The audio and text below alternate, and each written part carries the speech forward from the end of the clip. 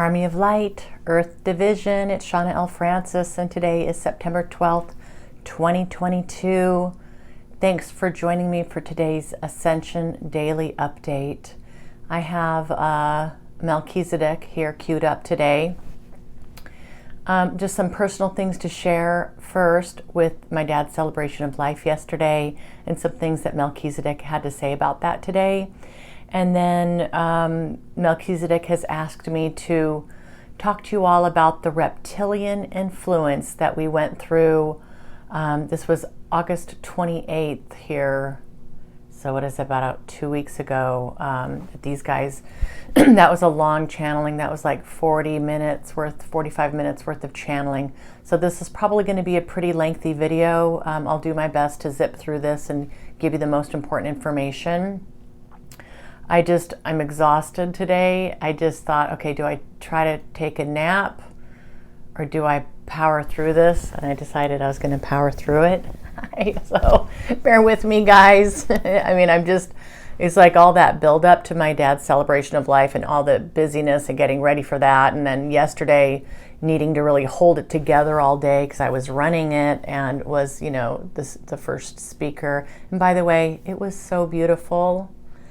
Literally like 140 people. It was packed. The house was packed. We had a beautiful lunch. Many people got up and said wonderful things about my dad on the microphone, braved through their fears of public speaking and all their emotions to pay tribute to my dad. I know he would have been, or he was, thrilled with yesterday's event. Today I'm so emotional. It's like I cried quite a bit yesterday, actually, and there was so much love from so many people, and it just gets you so teared up. But today I'm really just feeling like I can relax and let go, and I've already cried quite a bit today. My eyes are stinging, actually. So again, bear with me. But I kind of, just even sitting down this morning to work with Melchizedek, they just, we have kind of these pleasantries that I talked about yesterday that we exchanged at the beginning, and they're just like, we don't take it lightly that you're going through this transition. We're here for you. They reiterate, like, we have a lot to do here. We don't want to rush you, but there's a lot to do. We just want to be here as a guidepost for you, something to hang on to when you can't find your way, a guiding light to help you see the path forward. I mean, this just made me cry to think of these guys here in that capacity. And I'll try to keep it together here. Part of yesterday was seeing all these faces and people from my past before my awakening. Now here I am where I'm at 4 years later. Most everybody was just so incredibly loving. My ex-husband, his fiance, they were there. A lot of his family was there. It was really nice to see them, and that was all beautiful. But there were just, there's other folks who I was very close to, and it was difficult to be face to face with these folks who see me differently now. So by now, everybody has seen, when I say everybody in my past world here has seen my website. They've seen my books. They've probably watched a few seconds at least of a video, and a lot of, there's not a lot. There's a few that are just not going to hang with this, and that's fine. But it was respectful, it was cordial, but it was hard to see kind of whatever fear they have or feeling of being hurt by my, really they're probably feeling it as a loss, like this departure, like I kind of left that world and I entered a new world. And maybe there's those feelings of being left behind. That was hard. That was hard to see that. And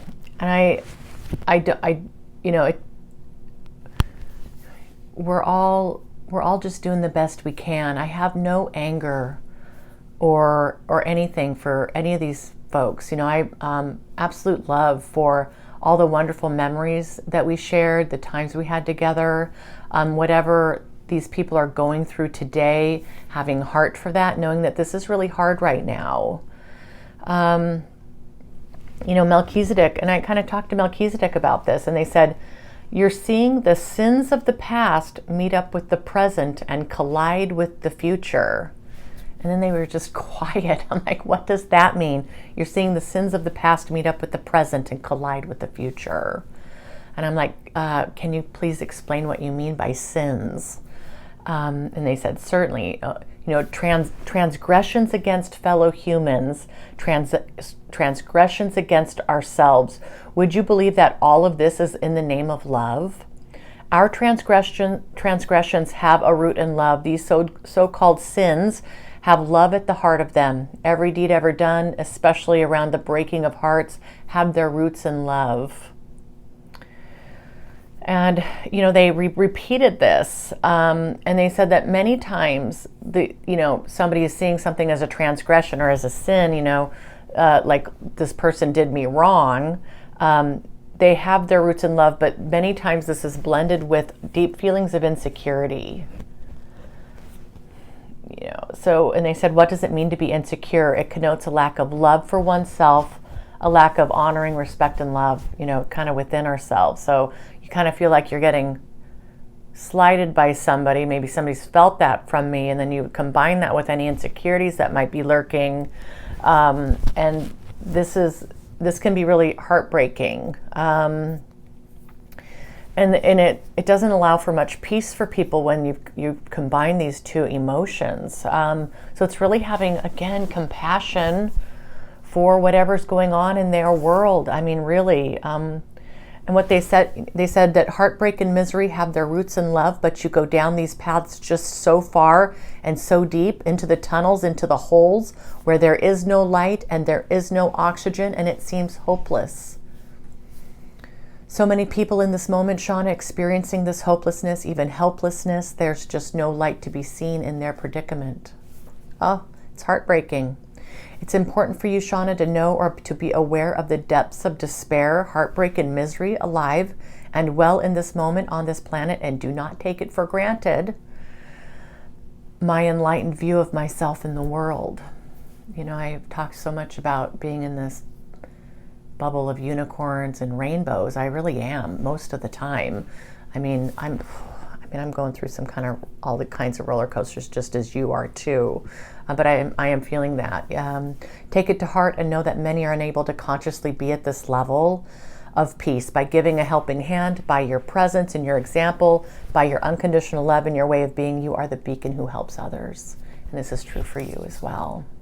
All right, so that was that. And then they basically were done, and they said, and I'm crying, hearing this and processing this. I was really choked up. And I said, well, is there anything else for today? And they said, we'd like for you to share what we told you about the reptilians here recently. So I'm going to switch gears to this, the transcription for that, and we're going to get into this. Kind of here at the end, they've said, really, as a race, humanity, as a species, we are ready to know this aspect of our history. There's some new things in here for me. Again, this was August 28th, about 2 weeks ago, before I was doing the daily updates, and we spent quite a bit of time going through this, and I was deep in trance, and there were long gaps in between sentences. It was really interesting.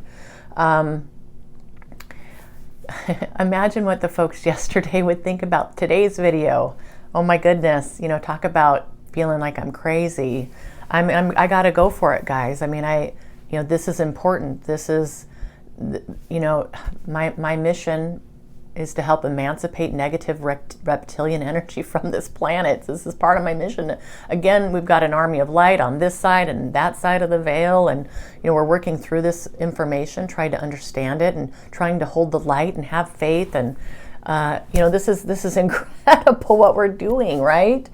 So let me just kind of dive into this, and bear with me. There's going to be quite a bit of reading. It's very long, and I, even me, as I reread all this today and kind of made notes and such, things that I'm not really sure about, I put them on a shelf, and I try not to have any judgment.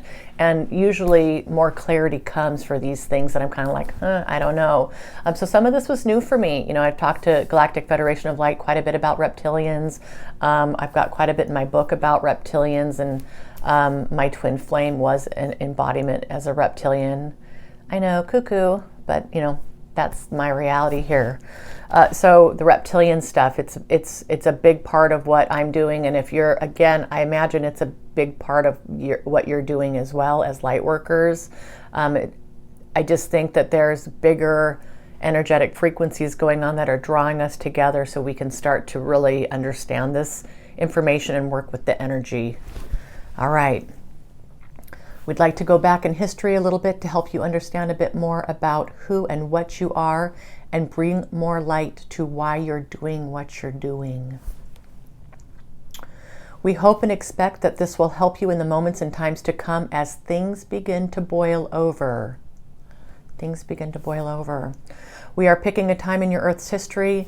It was a long time ago for us, but really in the scheme of things, they say it wasn't that long ago. We're going back to the time of dinosaurs, when dinosaurs were on this planet. Many of them reptilian lineage, intelligent, powerful, and brutal. This was the first experiment with the reptilian bloodline, I assume here on this planet, because I think reptilians are ancient. They've been around a long time.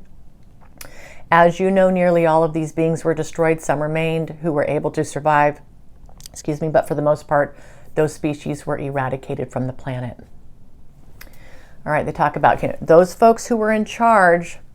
I mean, depending on the vernacular you want to use here, but the people who were in charge of such things learned a great deal about the suitability of this planet for the reptilian bloodline, for reptilian life. There were many measurements, planning, calculations. Much was learned from this time on Earth. And somebody decided here, it says, it was decided that humans could walk among the reptilians and they could be equals. So another grand experiment. I had not heard this type of thing before.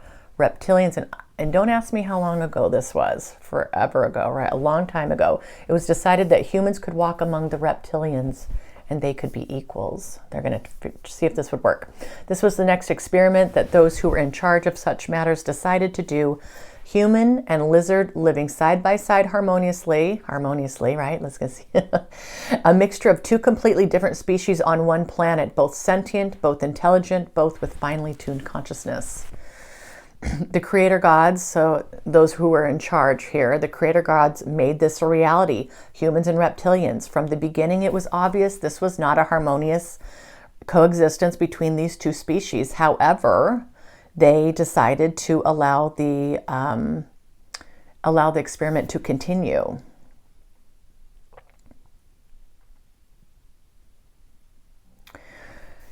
It was also obvious that the problems that we were having, kind of butting heads here, humanity had a quest for enlightenment and reptilians had a quest for power. So imagine back humanity as an early species. We had a quest for enlightenment here. Reptilians, not so much. They wanted power. Only the strong survive, according to the reptilian. And according to the human, we survive by working together. You can imagine, this would be disastrous. At a certain point, the reptilians understood that there was real value to them personally by humanity being on this planet. So even though they're fighting and not getting along and, who knows what's going on here, these very intelligent beings, these reptilian beings, they start to see humans as a source of food, labor, and even the human's brain could be leveraged for the betterment of the reptilian. For humans were smart in ways that reptilians were not. Yeah, I said food. Humans could be serving as food, labor, and even the brain could be used. Okay, so this was at the beginning. Thus began the exploitation of humanity by reptilians. Since the reptilians and humans were not able to live harmoniously side by side, out in the open, the reptilians decided to retreat to be unseen by humans. So maybe many generations went along here, and then these guys just faded into the background. Yet the reptilians always kept the humans close at hand, close by. The reptilians could read the energy of humans. Reptilians had a very highly evolved, energetic kind of consciousness, a sensitivity that humans had not yet achieved. Okay, the creator gods could see what was happening, but allowed for this great experiment to continue. With the reptilians receding into the background, humanity didn't have anything to worry about in terms of coming together to fight a common enemy in the reptilians. They could just go about their business, none the wiser to the ministrations of the very intelligent reptilians working behind the scenes to exploit and control humanity. I mean, this has just been, that statement right there has been absolutely consistent in the last 4 years that I've been doing this, and I've seen and heard similar types of things being said about the reptilians. Reptilians understood very early that they could influence and control humans just with energy and thoughts and intention. So here we are still today figuring out energy, consciousness, intuition, telepathy, intention. You know, we are just very scientifically minded, medically minded. We haven't really done a whole lot of work in this energetic space. These guys had this stuff figured out.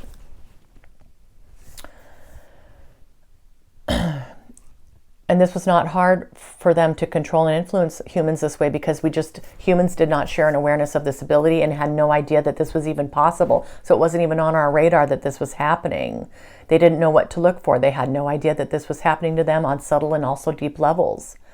The reptilians wanted to see just how far their power over humanity could go.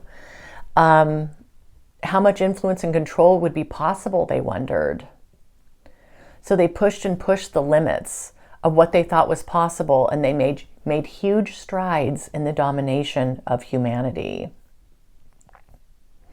Humanity was allowed to grow and evolve on their own in certain ways, but always the reptilian influence lurked just below the consciousness, just below our conscious awareness. Oh my gosh, I mean, this is just wild. The reptilians understood early on that the ignorance that humans possessed was a huge benefit to them, and they intended to keep that ignorance alive. They retreated further and further away from human consciousness, yet still maintained control. The reptilians also understood that extreme duality and polarity on this planet allowed for great strife, fear, anger, and resentment. They exploited this as well. The reptilians became so hungry for humanity's discontent. This is how reptilians came to know and understand their dominance over this other species. As long as humanity was fighting each other, hurting each other, and in general in general discontent, the easier it was for them to control humanity. All right. Soon it was understood that a reptilian could easily infiltrate the consciousness of a singularity. Okay. They could enter the energetic field with just intent and influence. Then the brain, the energy, and the functions of that human would be under their influence. I mean, this is kind of scary stuff, right?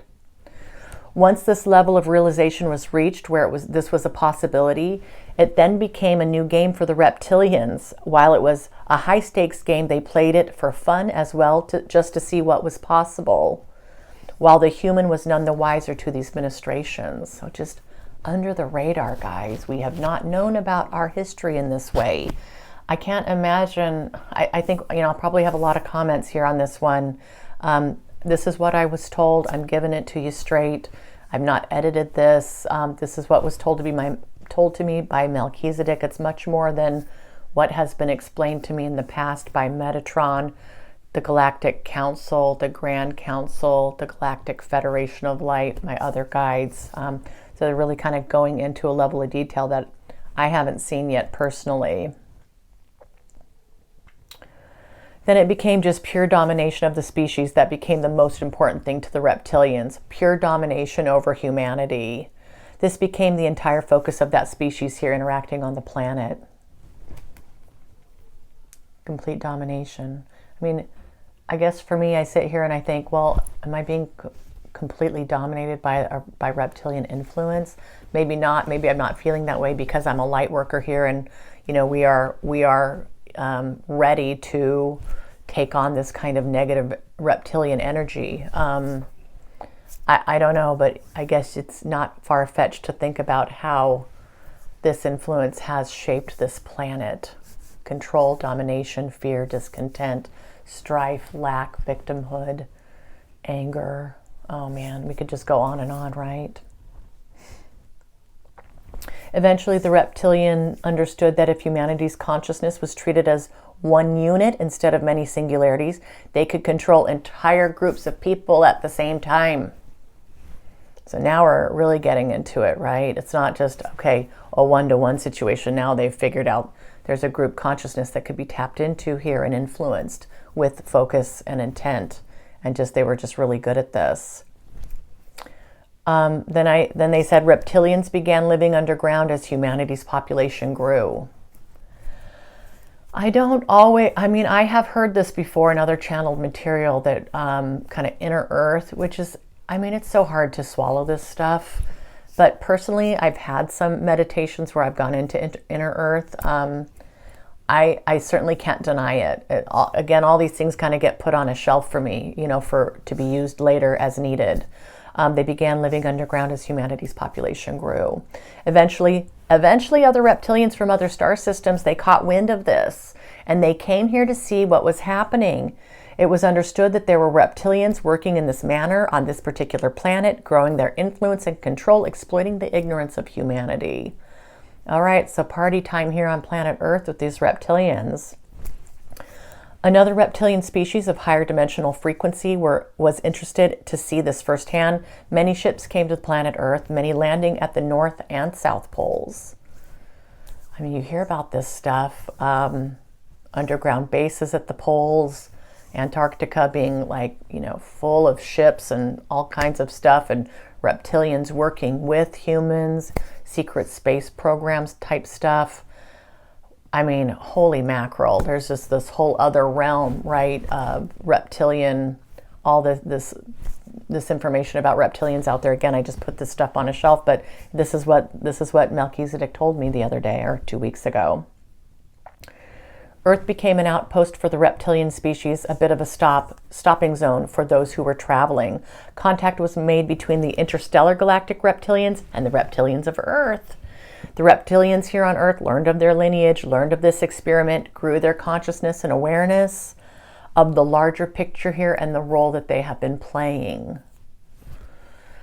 Banded together, the different reptilian species became even more powerful and unstoppable. The influence exerted on humanity, still undetected by humanity themselves, had become a stronghold here, even more of a stronghold here.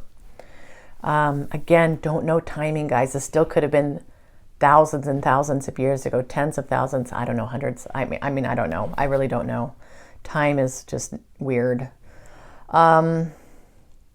Reptilians began doing this on other planets with other people. So it's like, oh, if you could do it there, we're going to do it do this in other places.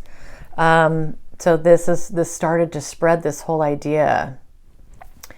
They basically learned how to exploit the duality of this realm of existence. For hundreds of thousands of years, they fine-tuned their craft unabated. Hundreds of thousands of years. By the time the larger realms of existence began to catch on to what the reptilians were up to, their stronghold was complete and entrenched. Here's where we're at, right? The stronghold is complete and entrenched, but now this is starting to crumble. We're going through an ascension. This is important. The reptilian influence is a big part of why Mother Earth's decided to, and why humanity has decided to go through this ascension. Existence in this area had been irrevocably altered by this influence.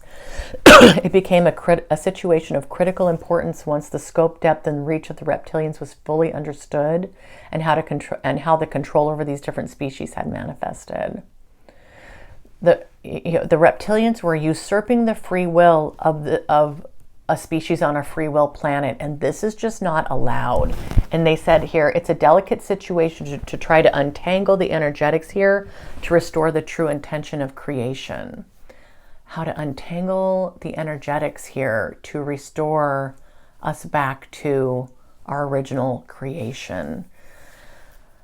So I want to put bookmarking this real quick. I just thought of this. I've been doing some research on the Nephilim, and stories of Enoch, and kind of some of this cryptic stuff in Genesis, about, the fallen angels coming to earth and creating these half angel, half man humans, hybrid humans here. And they were giants. They were tall. They compared them to cedar trees. So that the giants here that once walked upon the earth. I'm just getting into it. I don't know a whole lot, but I've been listening to this book. It's been pretty good on audiobook as I go work out and do my walks and such. Well, Noah and the ark, according to this man who'd written this book about the Nephilim, these giants, that whole flood and kind of the saving of Noah's family there, that was to help wipe out the Nephilim. Like, this was humanity's crumbling, the bloodline, the DNA just taking over by kind of these fallen angels, by evil, and Lucifer, Satan, the whole bit, right, involved in this level of humanity's evolution. And really the flood was meant to wipe all that out. So what's happening here, they said here, Melchizedek 2 weeks ago, sources decided not to destroy all of this existence to restore balance between the light and the dark here. There's always going to be light and dark, they said, but there's always striving to be balance and harmony between the two. And they said this realm of existence has been out of balance for long enough, and it is time to restore this balance. But they're not going to just wipe out all of humanity to do this. Here's what we're doing, guys. It has not been attempted before, and I know this from the GFL. Many, many, many times they've said this. We are going to try going from 3D to 5D while still in embodiment, still in our bodies, not having to shed our bodies, die, in order to be reborn into this higher dimensionality. We're actually, as a species, going to move into this higher dimensionality. This is where we're starting right now with the love frequencies and, getting the light workers to wake up, getting everybody on the same page in terms of, this ascension is coming. It's coming sooner than you think. Stuff's going to start boiling over, right? Melchizedek said it's a delicate job of extracting the negative reptilian stronghold here through the use of light, energetic frequency of love versus control. So is this resonating for you guys? This is in order to keep as much of this realm of existence intact as possible. This requires, and it has been decided, that this realm of existence make leaps in evolutionary progress to higher frequencies that are not reachable by reptilian influence. So I guess the energy that these guys have been embodying is not 5D, and it can't reach 5D. So they've got to evolve and become 5D like us if they want to survive this. All right, so here we go. Now we begin the process of boiling over for all to see the darkness that has been working behind the scenes. As the light shines upon this control, this energy, this frequency, the dawning of realization allows for change. I mean, you could just see this at the beginning of a big Hollywood epic movie or something. That which is hidden must come to the light. Now is the time for this. As humans just begin to understand this aspect of their history, the situation becomes even more delicate. For there will be fear and misunderstanding, and fear is the antithesis to love. So people like you are here, dear one, to bring the love frequency to be shared for those who do not know it. There are many people on the planet doing this, okay? We're banding together. And they said here, for you personally, dear one, this was an easy choice for you to make, for you have seen all sides of this issue. Oh yeah, I mean, I've had QHHT, past life regressions, where I've been reptilian in the past. I've got a long and storied past with reptilians, I've been told. So this one's personal for me. I guess it was an easy choice for me to come here to do this. And they said that you've seen all sides of this issue. You hold love for all who are involved. You do not continue the path of duality. You see the connectedness of all things and the divinity in all species.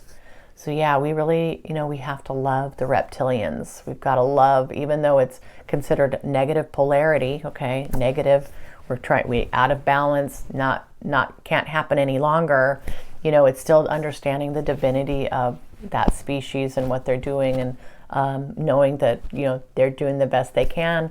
I mean, they are infinite souls of love and light, like we are, on a trajectory, on a path of evolution, doing what they feel is right. Okay, man, I know this all just sounds, well, just preposterous, but here's where we're at.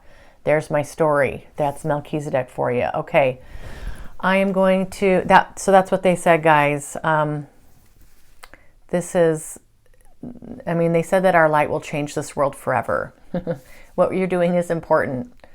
Never doubt it. Never doubt it. All right, I'm going to go crash and take a big, long nap. Thanks, guys, for watching. I know this was a long one. I love you all so much.